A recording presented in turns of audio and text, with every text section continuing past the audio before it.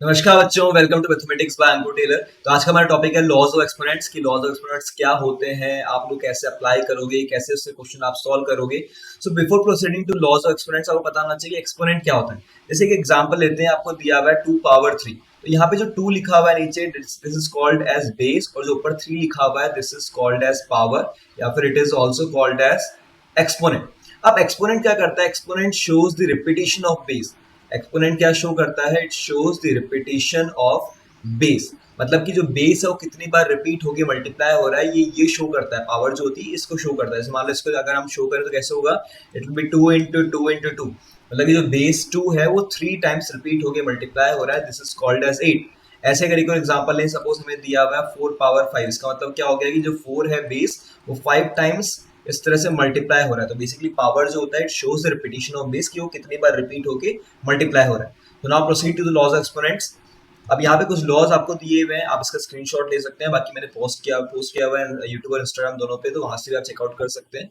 सो ये basic laws होते हैं। अभी कैसे अप्लाई करते हो आप, कैसे इससे उसको हम यूज करेंगे, तो वो सब हम देखते हैं। नाउ फर्स्ट लॉ अगर हम डिस्कस करें, अगर हम फर्स्ट लॉ की बात करें, तो फर्स्ट लॉ में क्या होता है? If the base is same, अगर बेस सेम है और अगर पावर डिफरेंट है, पावर कुछ भी आपको दी हुई है 3 एंड पावर 4 दी हुई है, और अगर मल्टीप्लाई साइन है, मतलब if base is same and if there is multiply sign between them, in that case the power will add। Power को आप क्या करोगे? पावर को ऐड करोगे, it will be 2 power 7।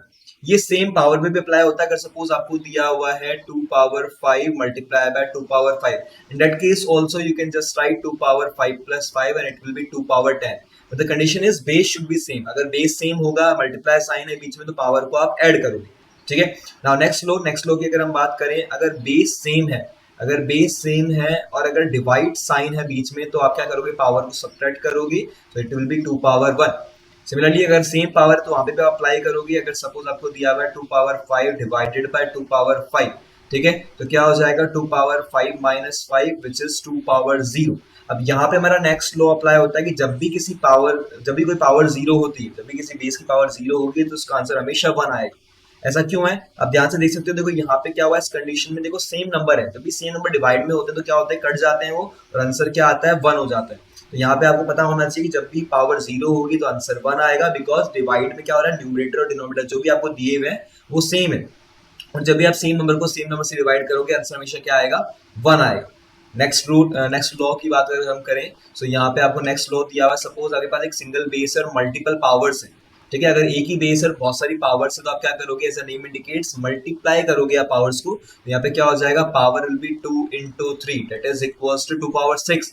अगर सेम पावर तो भी सेम बात है, ऐसे कोई इशू नहीं है उसमें। 3 पावर 2 एंड 3 पावर सपोज 4 दिया हुआ है, तो हो जाएगा 3 power 2 into 4 that is called as 2 power 8। जब भी बहुत सारी पावर्स गिवन होगी तो उसमें आप क्या करोगे? पावर्स को मल्टीप्लाई करोगे। जैसे एक और एग्जांपल लेते हैं, 3 पावर आपको दिया हुआ है 2 पावर 3 होल पावर 5, तो इसमें क्या करोगे? आप सारी पावर्स को मल्टीप्लाई करोगे, 2 इंटू 3 इंटू 5, और ये हो जाएगा 3 पावर 3 इंटू 2 6, और 6 इंटू 5 30, तो इट विल बी 3 पावर 30। तो जितनी भी पावर्स है आप सारी पावर्स को मल्टीप्लाई करोगे। नेक्स्ट लॉ की अगर हम बात करें, सपोज आपको पावर नेगेटिव दी हुई है। अगर पावर नेगेटिव होती है तो in that case you have to reciprocal the number. उस केस में आप क्या करोगे? जो बेस होगा उसको रेसिप्रोकल करोगे। इस 2 को we can just represent 2 upon 1।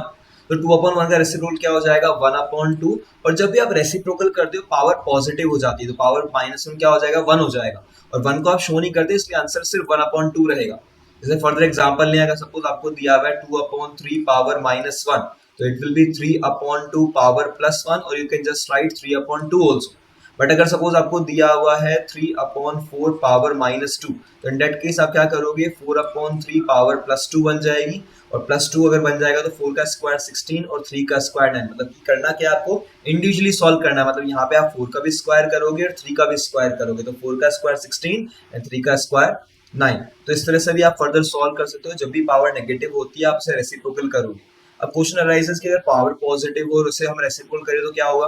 अब सेम कंडीशन, अगर सपोज आपको बेस आपको दिया हुआ है 2 अपॉन 3 पावर 2, अगर आप पावर 2, अगर पॉजिटिव पावर है उसका अगर आप रेसिप्रोकल करते हो तो पावर क्या हो जाएगी? नेगेटिव हो जाती है उस केस में।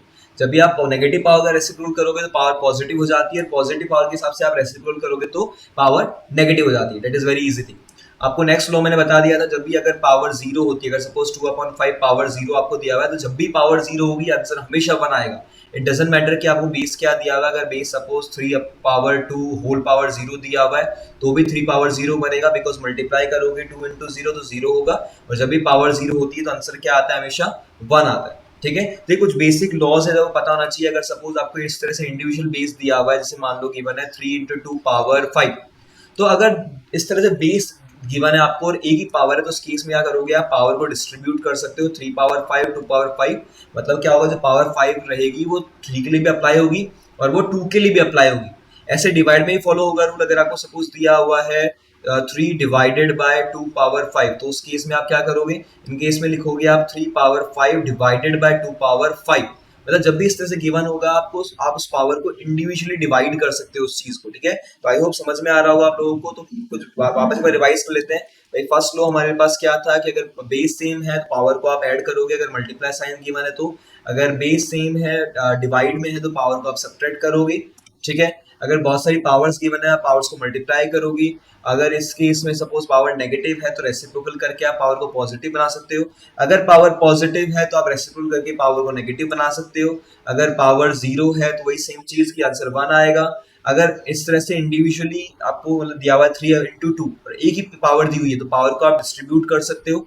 इवन डिवाइड में भी सेम है, डिवाइड में भी क्या कर सकते हो, आप पावर को डिस्ट्रीब्यूट कर सकते हो।